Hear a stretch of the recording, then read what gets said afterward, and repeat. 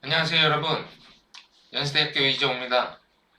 오늘 여러분들한테 드릴 내용 얘기는 사물인터넷입니다. 사물인터넷에 관해서 일단 첫 번째 강의를 드릴 텐데요. 사물인터넷의 기술에 대한 설명으로 사물인터넷을 어떻게 만들고 구축하고 하는 얘기보다는 사물인터넷이라는 기술이 나오기까지 어떤 과정을 거쳤는지, 그 IT 정보통신 기술이 어떻게 진화되어 왔는지를 중심으로 좀 말씀을 드리려고 해요. 이 진화 과정이 어떤 의미가 있는지 그를 좀 들여다보면 실제적으로 지금 IoT를 보는 관점이 좀 달라지기를 제가 바라고요. 관점이 달라지면 실제적으로 기술을 활용하는 데 있어서 IoT에 대해서 여러분들이 나중에 서비스를 개발을 하거나 활용을 하실 때 어떤 관점으로 어프로치를 하실지 좀 관점이 바뀔 수 있을 것 같아서 그런 얘기를 말씀을 드리려고 해요. 우리말로는 사물인터넷이라고 하고 영어로는 IoT, Internet of Things라고 하는데 사전에 나와 있는 정의입니다. 위키피디아 그 다음에 IoT에 대한 논문에 나와 있는 정의. 용어들을 보면 임베딩이죠. 임베딩. 사물에, 물건에. 지금은 컴퓨터는 사실 컴퓨터가 별개고 많이 가봐야 모바일 디바이스나 아니면 스피커 같은 데다가 인텔리전스를 넣는 거를 주로 하고 있는데 IoT에서 하는 얘기들은 사물에다가 센서를 달고 인텔리전스를 집어넣어서 컴퓨팅을 서로 상호 연계해서 이러한 사물들이 서로 연계돼서 통신을 하면서 또 그 안에 각자 가지고 있는 인텔리전스를 써서 자동화시키는 과정에 대해서 얘기를 하고 있어요. 그래서 그 제가 말씀드리겠다는 역사를 보면 요 한 측면은 요거는 하드웨어 부분의 역사예요. 저희들이 보면 여기에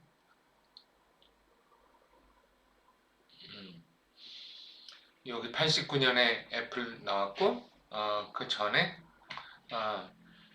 애플이 나왔고 그 다음에 그거와 비슷한 시기에 지금 많이들 쓰고 있는 IBM PC라고 얘기하는 아키텍처들이 나와서 하드웨어들이 이렇게 개발이 되어 왔다는 얘기를 많이 보셨을 거예요. 중간에 이제 하드웨어에서는 오퍼레이팅 시스템 얘기를 뺄 수 없으니까 윈도우 얘기도 좀 있고요. 실제로는 지금은 컴퓨터라고 얘기를 하는 것이 그냥 컴퓨터의 별도 시스템으로 운영되는 것이 아니라 다른 컴퓨터들과 연계되는 것들이 더 큰 의미가 있어서 커뮤니케이션도 사실 컴퓨팅의 중요한 요소 중에 하나죠. 저희들이 인터넷이라고 얘기하는 이 통신수단 전에 그 전에 벌써 모바일 텔레폰도 있었고 뭐 라디오 통신, 전화 통신, 팩스 그 전에는 뭐 봉화부터 얘기해서 커뮤니케이션의 역사를 얘기하고 있는데 실제로 지금 현재로는 스마트 디바이스들, 전화기를 포함한 스마트 디바이스, 핸드폰을 포함한 스마트 디바이스가 주로 통신 수단으로 얘기가 되고 있는데 사실은 최근에 정보통신 기술이라고 하는 거, IoT라고 하는 거, 사물인터넷이라고 하는 것은 이 두 가지가 합쳐진 거 얘기예요. 통신 없이 컴퓨터를 얘기할 수 없고 컴퓨터 없이 통신을 얘기할 수 없고 그래서 정보 시스템이라고 하는 거의 역사를 좀 들여다보면서 그 안에 숨어있는 의미들에 대해서 좀 얘기를 드리려고 합니다. 첫 번째는 일단 저희들이 컴퓨터라고 얘기할 때는 70년대에 상용화되기 시작한 컴퓨터들을 먼저 얘기를 합니다. 그 전에 여러분들 그 역사책이나 다큐멘터리에서 보셨던 애니악, 에드백 같은 컴퓨터들은 사실은 전 세계에 뭐 3개, 4개, 5개, 6개 정도밖에 없었던 아주 실험적인 시스템들이었고요.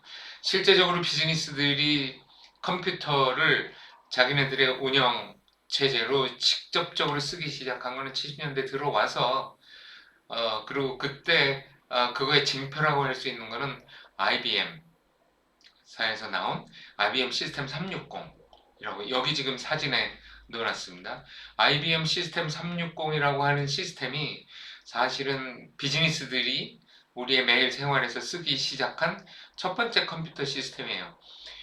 IBM이라는 회사가 여러분들 그 히스토리를 알고 계시겠지만 인터내셔널 비즈니스 머신이라고 해서 사실은 이 컴퓨터 사업에 손을 대기 전에는 캐시 레지스터나 또 어떤 것들이 있죠? 타자기, 타이프라이터 등등의 사무기기들을 중심으로 비즈니스를 하던 회사였는데 70년대 들어오면서 이제 IBM 시스템 360로 아주 대히트를 치면서 비즈니스 머신이 이제 컴퓨팅 머신으로 자리를 잡게 되죠. 지금은 하드웨어 쪽 사업, 컴퓨팅 쪽 사업은 사실은 IBM은 접었습니다. 그것도 또 아주 나중에 가서 얘기하자면 재미있는 사례가 될 텐데 그렇게 비즈니스를 전환을 해온 사례 중에 하나로 굉장히 많이 얘기가 되고 있어요.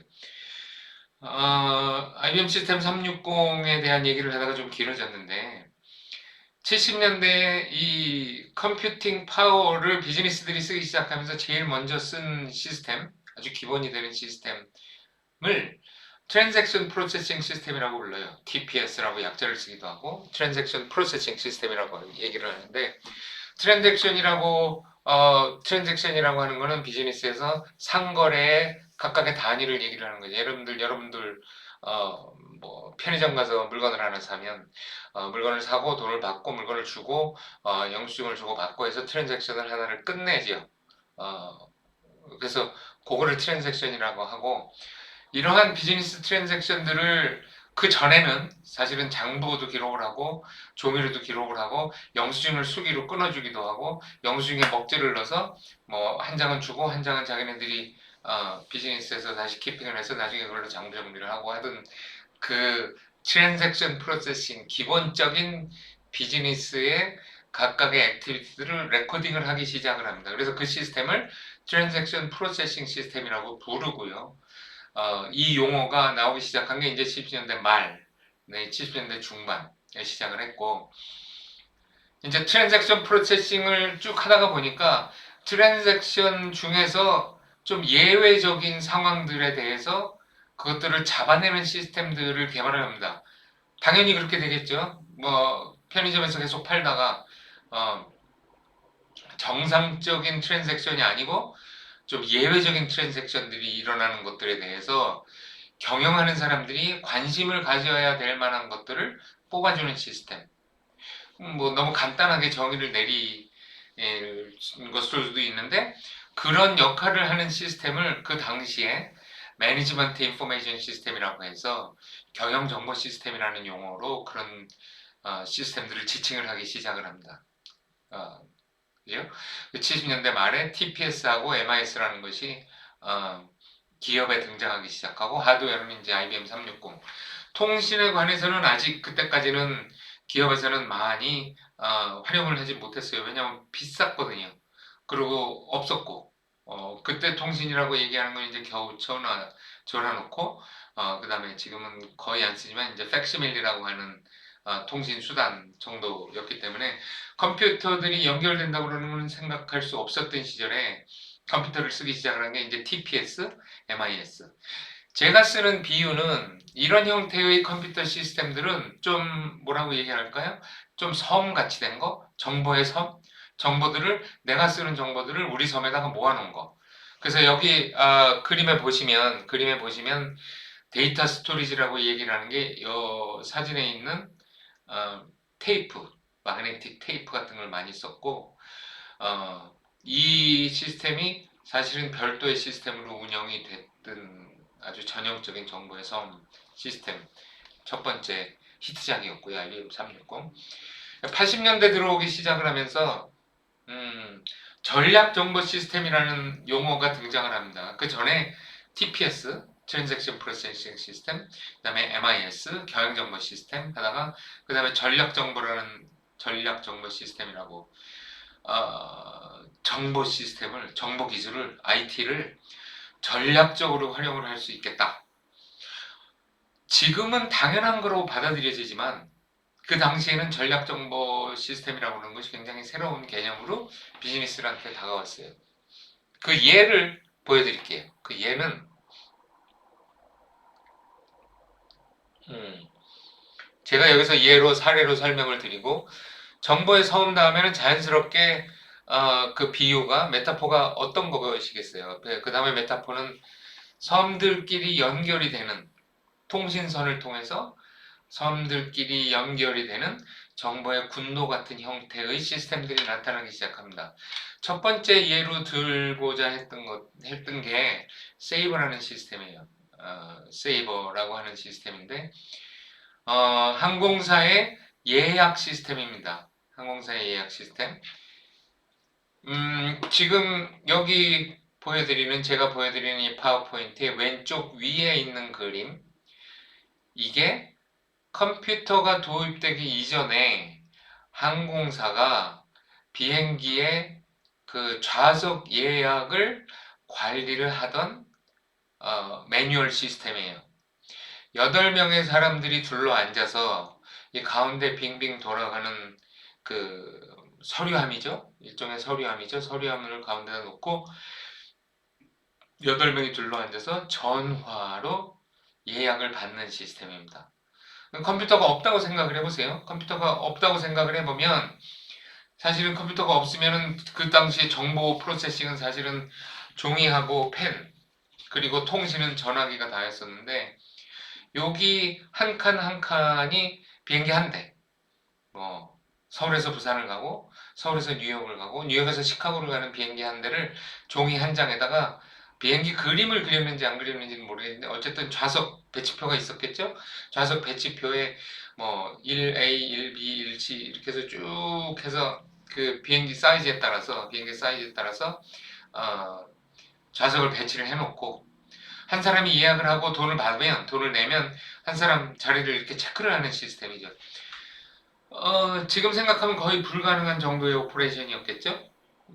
그리고 비행기 대수가 많아지고 비행 노선이 많아지면서 저러한 시스템을 운영을 하는 게 이제 골치가 아파지기 시작합니다. 우선 첫 번째는 뭐 비행기가 한두 대일 때는 뭐 델타고 아메리칸 에어고 대한항공이고 전화로 예약을 받아서 종이에다가 프로세스를 할 수 있겠지만 이 비행기 대수가 늘어나고 100대가 되고 200대가 되고 노선이 100개가 되고 200개가 되기 시작을 하면 이제 이러한 테이블도 하나 가지고 안 되고 2개 만들고 3개 만들고 4개 만들고 5개 만들고 방에다가 그거를 점점 아주 기하급수적으로 늘어날 거고요. 그 다음에 종이에다가 연필로 하고 종이에다가 펜으로 하니까 취소하는 사람도 있을 거고 지워야 될 거고 페널티를 물은 사람도 있을 거고 또 페널티 문 사람은 취소한 거에 대해서 기록을 해야 될 거고 그 다음에 또 여기서 뭐 커피 마시다가 흘릴 수도 있고 커피 마시다가 뭐 잘못 쓸 수도 있고 잘못 써서 비행기에 오버부킹 돼서 사람이 2명이 나타날 수도 있고 이런 에러들을 처리하는 게 사실은 굉장히 큰 일이었어요. 그리고 뭐 의도적이 아닌 에러들은 뭐 그냥 핸들링을 한다고 해도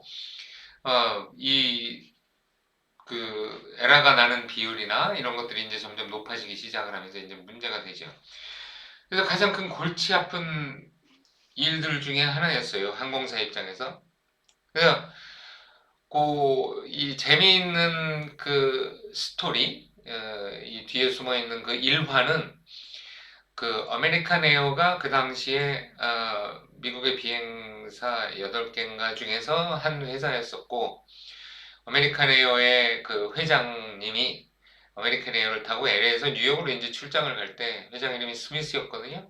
근데 옆에 또 스미스가 앉았어요. 근데 해픈투비 너도 스미스냐 나도 스미스냐 얘기하다가 그 다른 쪽 블레어 스미스라는 사람은 사실 IBM에서 일을 하고 있었던 사람이었고 이쪽 스미스는 AA 회장님이었고 둘이 이제 얘기를 하다가 우리 항공사 예약 시스템을 어떻게 컴퓨터를 좀 써보면 어떨까 하는 얘기를 시작을 한 게 53년이래요.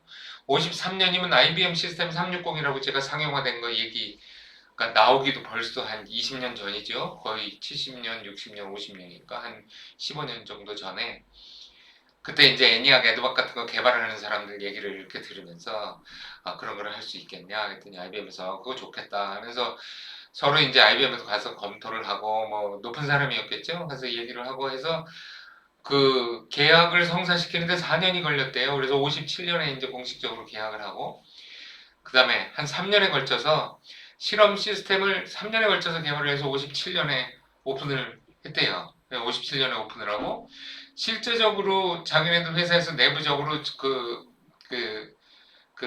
예약 시스템으로 내부적으로 쓰기 시작을 한 게 이제 한 64년 정도 돼서 실제적으로 개발에 들어간 시간도 한 7, 8년 넘게 들어갔고 얘기 나왔던 거에 비해서는 한 10년 넘게 진행이 돼서 론칭을 했어요. 그래서 64년에 만들었던 시스템이라고 얘기하는 거가 여기 그 오른쪽 그림에 나타난 것처럼 사실은 이거는 지금의 우리가 컴퓨터라고 얘기하기에도 어려운 그 시스템에 붙어 있는 단말기의 형태로 요 끝에 붙어 있는 거가 단말기고 그 단말기에 뭐가 붙어 있어요?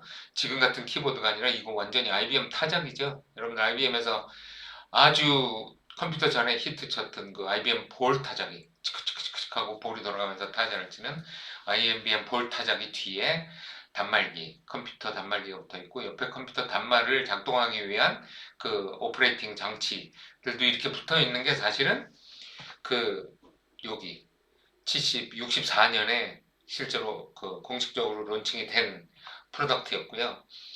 이것이 프로덕트가 론칭이 돼서 이제 몇 년을 쓰다 보니까 괜찮아.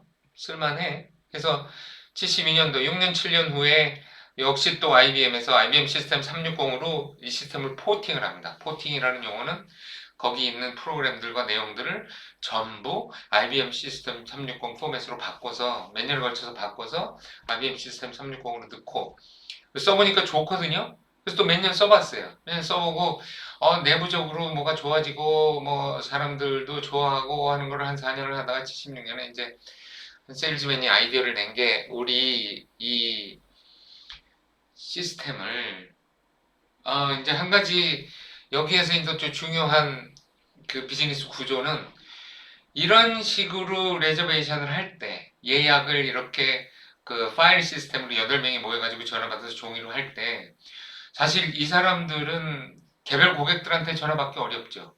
미국은 인구가 3억 명, 3억 명 중에서 뭐 여행 다니는 인구가 5천만 명이라고 해도 5천만 명한테 전화 받는 거는 불가능하고요. 우리나라 같은 경우라도 뭐 인구가 3천만이라고 해도 그 시절에 3천만이라고 해도 거기서 뭐 전화가 100만 명이 전화하기 시작을 하면 전화를 못 쓰잖아요. 그래서 이런 경우에 비즈니스 구조가 하는 일은 그 덩어리를 띄워서 그거를 델리게이션을 시키는 겁니다. 그래서 델리게이션 대신 할 사람들을 고용을 하죠. 고용을 하기도 하고 임명을 하기도 하고 계약을 하기도 하고 무슨 말이냐 하면 이 당시에는 내가 아메리칸 에어를 타고 뉴욕에서 시카고를 가고 싶다고 아메리칸 에어에 전화를 해서 예약을 해주세요 하는 게 아니라 저는 안 받죠. 누가 전화를 해요? 여행사가 전화를 합니다. 그럼 여행사가 오는 전화들만 받아주고 전화를 할 수 있는 여행사는 정해져 있었어요. 왜냐하면 자기네들의 전화를 받을 수 있는 그 용량이 정해져 있으니까 전화를 할 수 있는 권한을 가진 여행사와 그 여행사들의 새끼 여행사들과 이런 식으로 그 인더스트리가 구성이 돼 있었죠. 비행기 예약을 하기 위한 인더스트리 구성이 돼 있었어요. 그래서 여행사들한테 이제 전화를 받는 게 일이고 여기 오른쪽 그림에 있는 것처럼 이 사람들도 이제 여행사에서 전화를 받다가 보니까 시스템이 좀 좋아지니까 이제 아이디어를 낸 거예요. IT를 하는 사람이 야, 좀 큰 여행사는 우리한테 자꾸 전화를 하게 하지 말고 직접 우리 컴퓨터 시스템을 다룰 수 있는 애가 있는 정도의 규모가 되는 여행사한테는 시스템을 한번 줘보자. 왜냐면 시스템이 그때만 해도 요즘 뭐 컴퓨터가 싸졌다고 하지만 그때만 해도 이런 터미널 하나 갖다가 넣으려면 뭐 몇만 불 몇십만 불 했고요. 그 다음에 거기에다가 또 통신 라인도 깔아줘야죠. 왜냐면 전화선이 잘 돼 있지 않았던 시절이니까. 그래서 비싼 데들만, 큰 데들만, 규모가 되는 데들만 한 10군데, 큰 도시들 중심으로 해서 일단 넣어줬더니 여행사들의 그 비즈니스를 하는 방법, 에이전트들의 비헤이비어 행태가 바뀌어요. 그 전에는 어떤 식으로 예약이 일어났냐면 종이로 예약을 받는 상태에서는 이제 고객이 전화가 오면 담당자를 바꿔줘요. 왜냐하면 담당자가 있어야 그 담당자가 고객에 대한 상세한 데이터들을 이미 갖고 있죠. 그래서 여행사별로 어떤 고객들을 담당을 한다고 그냥 아무나 전화 받아서 예약을 하는 게 아니라 담당이 있고, 그리고 그 담당이 전화를 받으면 고객이 뭐 내가 몇 월 며칠 날 뭐 시카고에서 뉴욕을 갔다가 뉴욕에서 다시 동경을 갔다가 동경에서 서울을 갔다가 뭐 이렇게 해서 이런 비행 출장 스케줄이 있는데 이 출장 스케줄의 비행기 예약을 좀 해주세요 하면 일단 여행사의 담당자는 다 받아 적어요. 다 받아 적을 수밖에 없죠. 왜냐하면 컴퓨터가 없으니까. 그리고 그때 비행 스케줄이라고 하는 것들은 다 책자로 나와 있고 인쇄가 돼 있고 종이에 돼 있는 상태니까 전화를 받으면서 뒤질 수는 없어요. 왜냐하면 여행사 숫자도 많고 여행사별로 비행기 편수도 많고 전화를 받으면서 뒤진다는 것은 거의 불가능한 일이고 적습니다. 몇 월 며칠, 몇 시에서 몇 시 사이, 어디에서 딱 그 시간에 가셔야 돼요. 아니면 다음날 가셔도 돼요. 해서 쫙 적어서 그러면 제가 확인을 해서 일정을 짜서, 그쵸? 요즘도 여러분들 이런데 저기 인터넷 가서 예약하시면 itinerary라는 용어가 나오죠. 어, itinerary를 제가 공식적인 다큐멘트로 짜서 다시 연락을 드리겠습니다. 그럼 며칠 걸려요? 3일도 걸리고 4일도 걸리고 5일도 걸리고. 왜냐하면 담당자가 이 사람만 하는 게 아니니까. 그리고 한 사람의 스케줄을 짜는데 최소한 1시간, 2시간 정도 시간이 걸려요. 왜냐하면 여행사들에서 나온 오피셜 에어라인 가이드라는 책이 이렇게 두꺼웠고요. 거기에 있는 것들을 쭉 봐서 어떤 것들은 시간 순서로, 어떤 것들은 비행기 순서로, 어떤 건 도시 순서로 정리가 돼 있는데 그걸 다 뒤져서 이 사람이 여기서부터 이렇게 가는 게 얼마나 빨리, 얼마나 싸게, 얼마나 그 커넥션 타임이 짧게 갈 수 있는지를 디자인을 해주는 게 그 여행사 담당자의 경쟁력이었어요.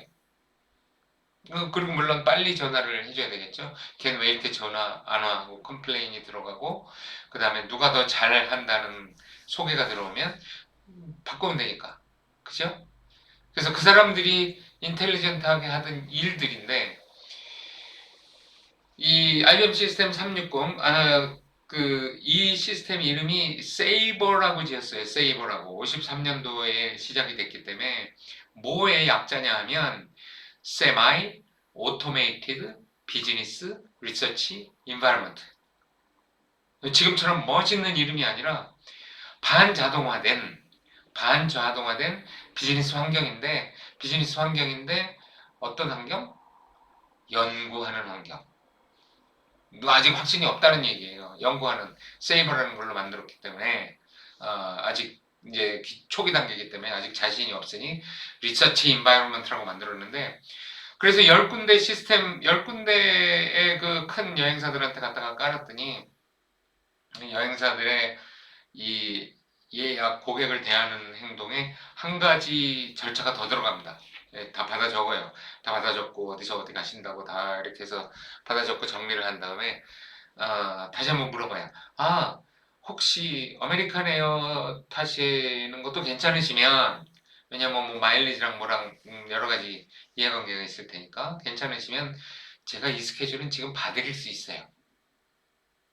그럼 고객은 뭐라 그랬어요? 당연히 그래 뭐 나쁠 거 없네 봐주세요. 그러면 이제 잠깐만 기다리세요. 그러고 가서 컴퓨터 터미널에 가서 막 두들겨서 스크린이 이렇게 나옵니다. 몇 월 며칠 날 뉴욕에서 시카고 가는 게 이게 있고 이게 있고 이게 있고 이게 있어요. 그러면 어느 시간이 좋으세요? 이거 좋으세요? 야 그러면 거기에 연계되는 거. 그 다음에 시카고에서 동경 가는 거는 그 다음에 그 시간 이후는 뭐가 있고 뭐가 있고 뭐가 있어요. 그럼 이거 할까요? 하고 이거는 한 10분 정도면 끝나요. 빨리 한 거는 뭐 5분 정도면 끝나고, 단순한 왕복 같은 거는 그냥 체크해서 바로 그니까 1분 만에도 끝나죠. 그 1분을 위해서 얼마를 기다려요? 사흘이고 나흘이고 기다렸었던 일인데. 예약이 넘쳐나기 시작합니다. 아메리칸 에어는 풀 플라이트로 날아다니기 시작을 해요. 깜짝 놀랐죠? 누가 놀랬겠어요? 다른 항공사들. 여전히 종이 떼기로 예약을 하던 다른 항공사들.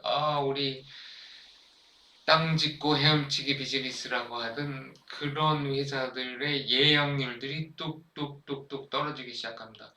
좋은 라인이 있어도 다이렉트 라인이 있어도 돌아가는 아메리칸 에어한테 못 당하고 여러 가지 이유로 아메리칸 에어의 예약률이 올라가기 시작하고 델타의 예약률, 다른 비행 항공사들의 예약률이 떨어지기 시작해요. 어떻게 해야죠? 알아보니까 시스템이 있어서 그렇대요. 빨리 확인을 할 수 있대. 그럼 우리는 왜 빨리 확인을 못하지? 얼마나 걸렸대요? 뭐, 한 7, 8년? 따지면 한 10년 걸렸다는데, IBM에다 물어보니까, 글쎄, 한번 짜봤으니까 자기네들이 빨리는 할 수 있는데, 그렇다고 이거를 뭐 1, 2년 안에는 안 되고, 한 3년 정도는 해야 되고요. 비용은 이 정도고요. 어쩌고 하니까 그 3년 동안 우리는 그러면 어떻게 하냐 등등 해서 이제 아메리칸에어에다 전화도 하고 IBM에다가 또 전화도 하고 하는데 아메리칸에어나 IBM 같은 경우에는 물론 IBM은 당연히 컨설팅 회사니까 뭐 해줄 수 있다고 얘기를 하겠지만 아메리칸에어 같은 경우에는 글쎄 우리 돈 들여서 이렇게 진짜로 어렵게 우리가 의사 결정을 해서 만드는 시스템인데 이거를 어떻게 줄 수가 있냐? 너네들이 쓸 수 있게 해주기 어렵다 하고 이제 악유가 붙죠. 그래서 막 논쟁을 하기 시작을 하면 여기서 배를 두들기는 사람은 아메리칸에어고 똥줄이 타는 거는 델타하고 다른 항공사들인데 다른 항공사들이 이제 어디로 갑니까? 찾아가서 정부도 찾아가서 얘기하고 공정거래위도 찾아가서 얘기하고 야 이거는 공정거래가 아니다. 우리가 저 시스템을 가지고 있는 친구들이랑 어떻게 경쟁을 하나? 쟤네들은 1분 만에 되는데 우리는 사흘이 걸리고 나흘이 걸리고 그럼 공정거래위원회에서 니네 뭐 어떻게 하다 그렇게 됐냐 등등 아기를 하면서 또 시간을 가는데 그동안 여전히 예약률은 언밸런스로 나갑니다.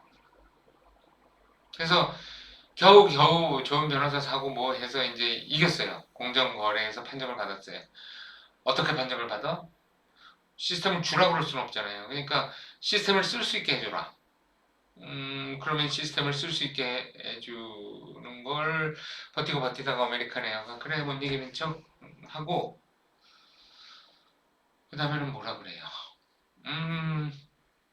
우리 돈 들여서 짠 시스템이니까 너네 비용은 좀 내야지. 차지하기 시작하고 그리고 비용도 비용이지만 우리 시스템에서 니네 비행기 예약을 하게 할 수 있도록 만들려면 데이터를 줘야지. 무슨 데이터를 줘요? 어느 노선에 얼마만한 비행기가 얼마만한 시간 걸려서 가는지. 그죠? 그 전에는 그게 되게 경쟁적으로 자기네들만 알고 있고 대회 비 정보였었는데 그거를 다 내줘야 돼요. 누구한테? 그것도 경쟁자한테. 그러면 아메리칸 에어는 그거를 보고 자기네들이 거기 있는 커패시티하고 라인 인포메이션 같은 것들을 경쟁적으로 활용을 할 수 있겠죠. 얘네들이 큰 비행기를 띄우니까 나는 작은 비행기를 띄워야겠다. 얘네들이 작은 비행기를 띄우니까 큰 비행기를 띄워야 되겠다. 큰 비행기를 띄우니까 나도 큰 비행기를 띄워야 되겠다. 이런 그 오퍼레이션, 운영상의 결정을 할 수 있는 어드밴티지가 생기죠. 아메리칸 에어의 정보는 델타한테 안 주는데 델타는 아메리칸 에어한테 줘야 되니까. 그래서 이제 이러한 얘기들이 시작이 되면서 이거를 어, 전략 정보 시스템이라는 얘기를 이제 쓰기 시작을 해요. 정보 시스템을 이렇게 전략적으로도 쓸 수 있구나. 지금은 당연하다고 생각되는 건데 지금은 당연히 인터넷이 없으면 안 되고 지금은 당연히 웹사이트가 없으면 안 되고 지금은 당연히 모든 시스템이 ERP나 이런 것들이 있어야 된다고 하는 시절이지만 그 시절에는 새로운 깨달음들, 하버드 비즈니스 리뷰 같은데 새로운 깨달음들이 막 나오기 시작한 거예요. 스트래티직 인포메이션 시스템. 이제 문제는 공정거래위원회에서 판정을 받고 데이터를 다 줬는데 예약률이 델타 같은데 안 올라가요. 왜 안 올라가요? 첫 번째 보이는 스크린에 아메리칸 에어가 들어가 있는 거예요. 뭐 우리가 A고 더군다나 이건 우리 시스템인데 우리 게 먼저 가야죠. 또 악유가 붙어서 법정 소송까지 들어갑니다. 이 바이어스들을 어떻게 할 거냐? 랜더마이즈 시켜줘라. 랜더마이즈 안 된다. 왜 랜더마이즈냐? 이거 우리 시스템인데. 우리 시스템을 랜더마이즈 할 이유가 뭐가 있냐? 근거를 대라, 조사를 해라. 또 조사를 해보니까 그 퍼스트 스크린 바이어스가 90%가 넘어요. 그 다음에 퍼스트 라인 바이어스가 50%가 넘어요. 대단한 수치입니다. 이런 줄을 몰랐죠. 그전에는 시스템만 짜놓으면 되는 줄 알고 요즘도 UX가 얼마나 중요한지 모르는 사람들이 많은 것처럼 실제적으로 구현됐을 때 모양에 따라서 굉장히 차이가 많이 난다는 것을 깨닫는데 여기 또 보시면 몇 년 걸려요? 그것도 또 6년 걸려요. 그래서 6년 걸리고 이제 안정화되기 시작을 하고 모든 항공사의 시스템 데이터들이 세이버에다가 다 집어넣고 그 세이버가 아메리칸 에어에서 분사를 시켜서 별도로 상장을 합니다. 그죠? 웬만한 항공사보다 비싸게 팔렸어요. 그리고 자기네들 독자의 비즈니스를 시작을 합니다.